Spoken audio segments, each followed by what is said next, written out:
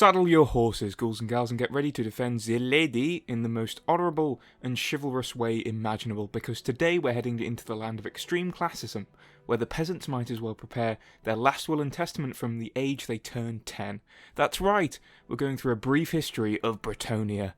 Similarly to the Empire, Bretonnia's prehistory begins when humans decide to stop wandering the world's edge mountains, where they're eaten by ogres, and head down to the lush green old world. Green in two senses, I guess, because when the noble horse-riding tribes of Bretonnia do head into the lands that would be known as Bretonnia, they find these lands to be full of greenskins.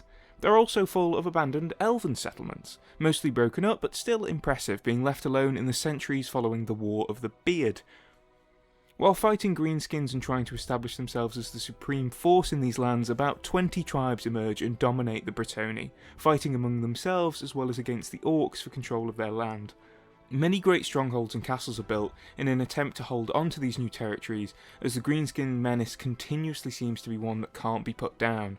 The Bretonnia don't just share their lands with orcs and gobos though. Down in the forest of Louen there seems to be plenty of space ripe for the taking, but whenever a Bretonnia sticks his nose in the trees, he finds himself sure to lose it. Soon enough the forests drive enough Bretonnians mad, or straight up kill them, to the point where they just stay far away, labelling it as a haunted place in their folklore.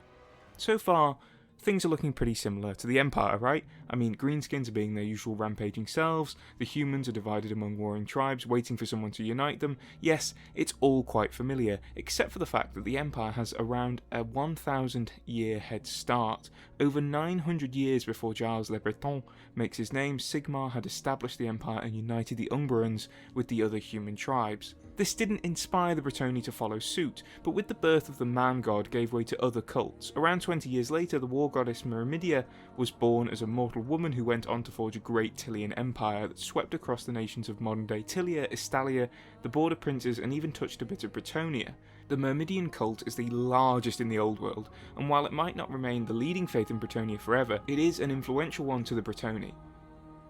Before long, the greenskins managed to wipe 4 of the 20 Bretonnia tribes in the world. These 16 will largely remain stable right up until the end times, but Glaboriel and Culiu were later dissolved. However, at this point in history, seeing a fifth of its great clans evaporate was a dark omen for many Bretonnians, and it kicked off a great dark age. For hundreds of years, Bretonnia fought amongst themselves, while never being able to really establish a hold over their lands. It was clear that the greenskins could prove strong enough to wipe out their tribes at nearly any point. The Culiu found that out quick enough, as none came to their aid when they were cut down to a man by the greenskins. Only once they'd been wiped out did other tribes interfere, but this was just to pick at the scraps and expand their own territory. For many years this continued, and while there were those who succeeded in quelling the greenskin threat for a time, other enemies looked to make Bretonnia their own. Undead, beastmen, Norsemen, Skaven, you name it. If it wasn't speaking with a French accent, it was an enemy of the Bretonnia. But divided, they had no chance of clearing out these pests. This is where Giles le Breton comes in. Well, at this point he's Giles de Baston, but you get where this is probably going. Giles first made a name for himself around 44 years before the Bretonnian calendar is created by slaying the red dragon Smeargus. Heavily wounded, Giles carried the dragon corpse back and hung its head over the gate of Castle Baston, where it still hangs. He also wore its scales as a cloak. Whether that's a Chad move or Giles is compensating for something is up to you, but with his fancy new clothes and decorations, Giles decided it was time to do something about all the random creatures in Bretonnia.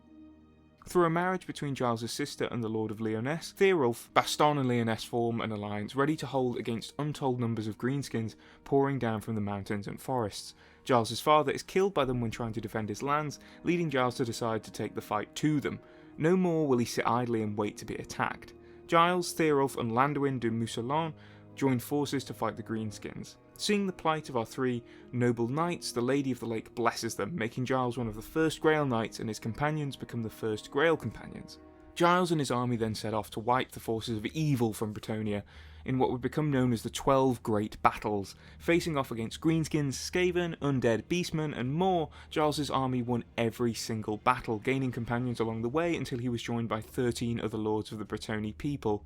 Giles even managed to win the friendship of the denizens of Louen in the 4th Great Battle after killing some goblins setting fire to the forest. Each companion fulfilled many a great deed, and to be honest, these battles could be their own video, but if you're looking for a brief summary, imagine it as a King Arthur kind of story where Giles slowly shows himself to be the true and pure leader of Bretonnia, saving fair maidens, cutting down foul foes, and winning the day with the power of friendship and goodness. With the tribes united in the aftermath of the 12 great battles, Bretonnia is officially formed. The companions are given their own dukedoms with Giles as their king. He rules for 16 years before he passes, succeeded by his son Louis, who becomes the first questing knight as he goes in search for the Holy Grail. He finds it, luckily enough, and is crowned by the Fey Enchantress and draws up the Decrees of Chivalry, a code that all knights of the future will live by. Following the death of Giles, the companions don't live much longer. Louen dies in bed, mourned as the finest of the Grail companions. The Duke of Paravon's Pegasus is killed while in midair and he falls to the ground. Theorulf lives a lot longer but is felled in battle with King Guillaume against a huge horde of greenskins. So ends a great age of Bretonnian history, but it doesn't all go to pot straight away, unlike the dwarves in the Empire, and most of the dukes don't have major feuds with one another for the rest of history, with one major example that we'll get to. But this doesn't mean they aren't free of feuding with other human factions. Near the small Tillian town of Revola, Bretonnian barons and their armies face off against Tillian mercenaries. To settle the dispute over the land, the Prince of Miragliano arranges a conference, which quickly becomes a jousting competition. After our proud, chivalrous knights are roundly beaten by the Tillians, Bretonnia doesn't bother trying to claim their land again. Instead, their sights become set on Araby, very much mimicking human history when Christians decided they'd had enough of killing one another and decided to pillage the Middle East. Bretonnians and the Empire joined for a massive crusade against Araby as a reaction to when Arabian armies tried to invade the southern Old World.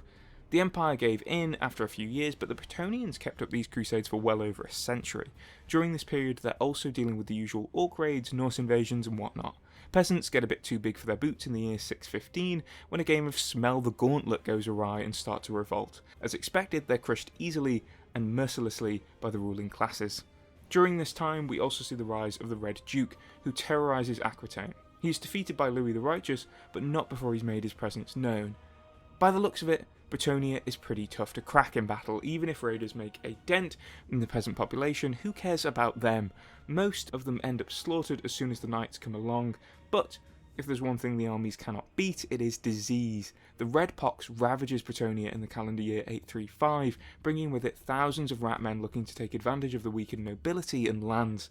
Mousillon, one of the two, suffers greatly here, but luckily, or perhaps strangely, its Duke Merevech and his knights are unaffected, and so ride out to defend their lands. Merevech doesn't remain a hero though, as he soon turns to madness, or perhaps vampirism, depending on how you look at it.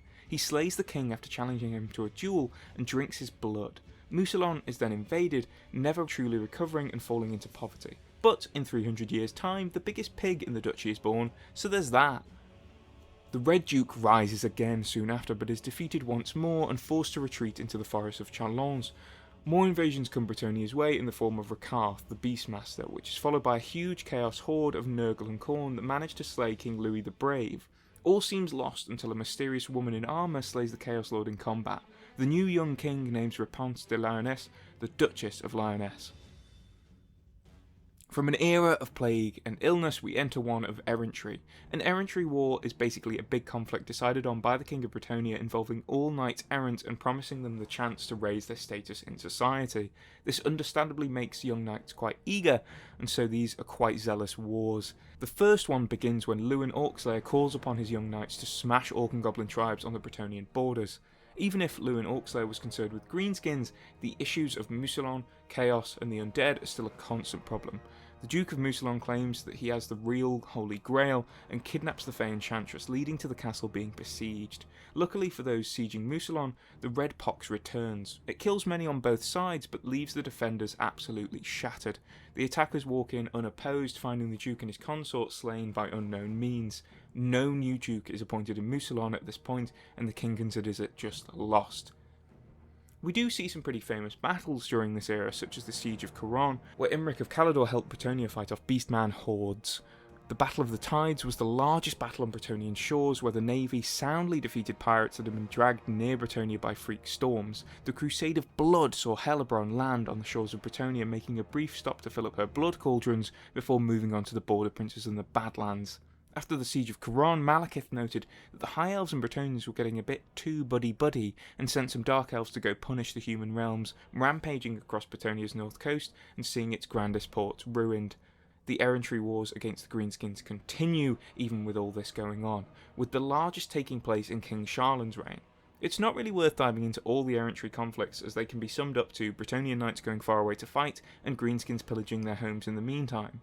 These wars do come to an end when a massive Bretonnian host goes missing, presumed dead, in Death Pass. Even with the errantry wars coming to an end, Bretonnia's woes don't necessarily come to an end. Without their errant armies to defend them, the Abbey of La Marsantal is sacked by Heinrich Kemmler. He's repelled, but not without great cost, and remains a constant threat as he searches for powerful artifacts. Right, after sort of rambling about disconnected events for a few minutes, we can finally get back on a proper timeline, as in the Bretonnian year 1522, Louen Leoncoeur is crowned. Louen is concerned with Mousillon as his first major issue, as he assists the Duke of the neighbouring lands in patrolling the borders around the Cursed Duchy. However, before long, bigger fish show up. Prince Sigvald the Magnificent lays waste to the town of Schomberg because its wine isn't to his taste. The Black Knight Malobard is first spotted 17 years into Leoncoeur's reign, and in 1542 we enter the Year of Woe, where Kairos Fateweaver shows up to steal the 12 enchanted artifacts once possessed by the companions of Giles le Breton. The year culminated in a siege of Mousillon, where Nurgle actually stepped in to stop the armies of Zeech winning. Taking advantage of the fighting demons, Bretonnian lances sent both Kugath Plaguefather and Kairos back to the Void.